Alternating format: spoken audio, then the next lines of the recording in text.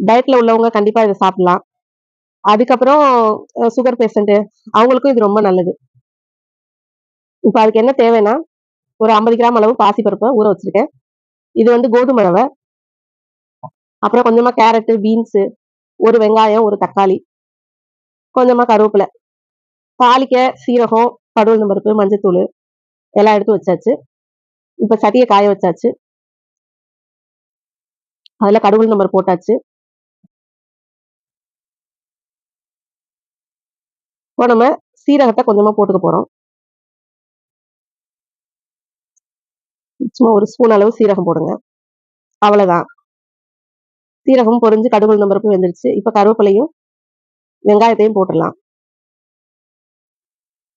வெங்காயம் நல்லா வதங்கட்டும். ரொம்ப பொன்னிறமா ஆகணும்லாம் அவசியம் இல்லை. சும்மா கண்ணாடி பதம் வந்தா போதும்.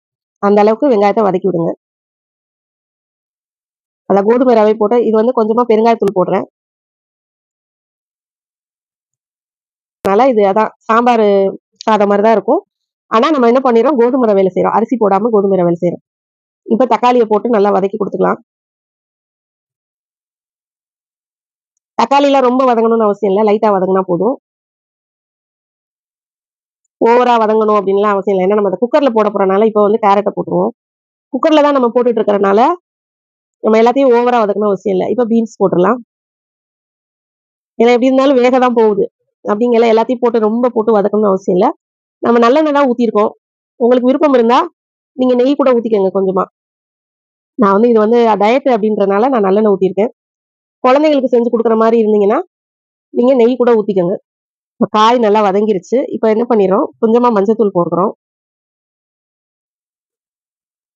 அதுக்கடுத்து சாம்பார் தூள் ஒரு டீஸ்பூன் அளவு போட்டுக்கிறோம். இது கொஞ்சமா தானே செய்யறோம், அதனால கொஞ்சமா சாம்பார் தூள். இப்போ ஊற வச்ச பருப்பு அதையும் இதுல போட்டு விட்டுருக்கோம். அவ்வளவுதான்.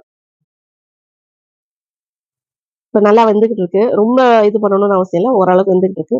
இப்ப என்ன பண்ணிடலாம், இந்த ரவையை எடுத்து போட்டுடலாம். கோதுமை ரவையை போட்டுருவோம். கோதுமை ரவை போட்டுட்டு இப்போ 1க்கு 4 அந்த அளவு தண்ணி வைங்க. ஏன்னா அப்பதான் ஏன்னா நம்ம பருப்பு வேற போட்டிருக்கோமா, ரொம்பவும் நமக்கு தண்ணியா வேணாம், ரொம்பவும் கட்டியா இருக்கக்கூடாது. கரெக்டா ஒரு பக்குவமா இருக்கணும்னா நம்ம 1க்கு 4 ஊத்தணும்னா கரெக்ட். மூடி வச்சுட்டு ஒரு 2 விசில் வைங்க போதும். கரெக்டா எப்படி வேணாலும் சாப்பிடலாம். நீங்களும் இந்த மாதிரி செஞ்சு சாப்பிட்டு பாருங்க. ரொம்ப ரொம்ப டேஸ்டாவும் சூப்பராகவும் இருக்கும். நமக்கு ரொம்ப ரொம்ப சிம்பிள் தான். இது செய்யறதுக்கு ஒன்றும் ரொம்ப நேரம் டக்கு டக்குன்னு நம்ம ரொம்ப நேரம் போட்டு வதக்கவும் இல்லை. எல்லாத்தையும் டக்கு டக்குன்னு போட்டு நம்ம தண்ணி ஊத்தி குக்கர்ல வச்சாச்சு. 2 விசில் தான் எடுத்தாச்சு.